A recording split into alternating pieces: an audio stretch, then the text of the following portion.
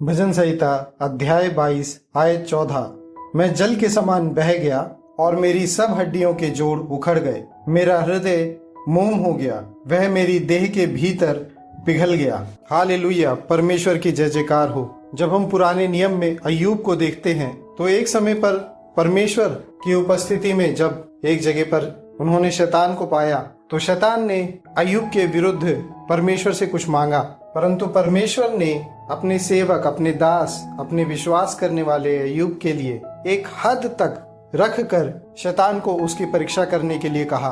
परंतु जब हम आगे और आगे अय्यूब की किताब में, अय्यूब की पुस्तक में जब हम पढ़ते हैं तो एक जगह है जहां पर अय्यूब को परमेश्वर उत्तर देते हैं, स्वयं परमेश्वर उत्तर देते हैं। और उस समय में अय्यूब के पास कहने के लिए कोई शब्द नहीं रह जाते हैं। परमेश्वर के सामने हम सब मनुष्य कोई कुछ भी नहीं कह सकता है, हम सब निरुत्तर हो जाते हैं, क्योंकि केवल और केवल परमेश्वर ही सच्चा है। भला केवल परमेश्वर है, भलाई करने वाला केवल परमेश्वर है। हम जो भलाई करना चाहते हैं अपने बच्चों के लिए, अपने परिवार के लिए, उसकी भी एक हद होती है, परंतु परमेश्वर जो सदैव भला है, जो जिसकी करुणा सदा की है, वो सदैव हमारे लिए भला ही सोचते हैं। शुरुआत में हम भले ही शिकायत करें, कुड़कुड़ाए, कोई ऐसी चीज जो हमारे आगे के लिए, भविष्य के लिए बुरी है, जब वो उसे हमारे जीवन से अलग करते हैं, परंतु जब आगे चल करके हम उसके अंजाम को देखते हैं, उस वजह को देख पाते हैं, उस वजह को देख पाते हैं जिस वजह से परमेश्वर ने उन चीजों को हमसे अलग किया,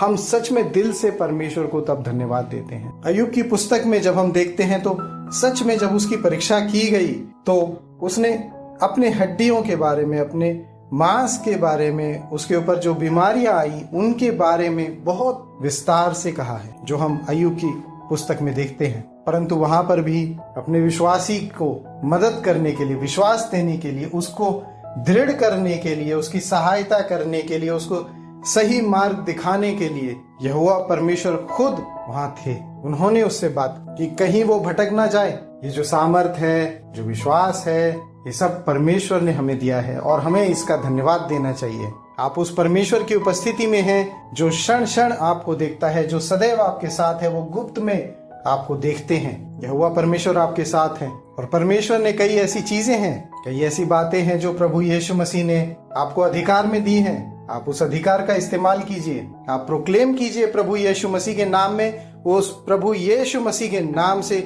बड़ा कोई नाम नहीं। आप उस नाम में प्रोक्लेम कीजिए अपने घर में, अपने बच्चों की भलाई के लिए, अपने परिवार की भलाई के लिए, अपनी भलाई के लिए। आप उन बातों को पूरा होते हुए देखेंगे। आमीन, हालेलुया। प्रभु परमेश्वर धर्मी जन की पुकार को सुनते हैं, वो आपको अब भी सुनते हैं, अब भी देखते हैं। आप अपने जीवन को खराई में रखिए, परमेश्वर के वचन को पढ़िए, उनकी संगति में रखिए, परमेश्वर के सामने अपना जीवन व्यतीत कीजिए। अपने मन में भी किसी ऐसी बात को मत आने दीजिए जो परमेश्वर की ओर से नहीं, या जो परमेश्वर को नहीं भाता है। हम देह के लिए मर चुके हैं, वरन आत्मा के लिए जीवन व्यतीत करते हैं।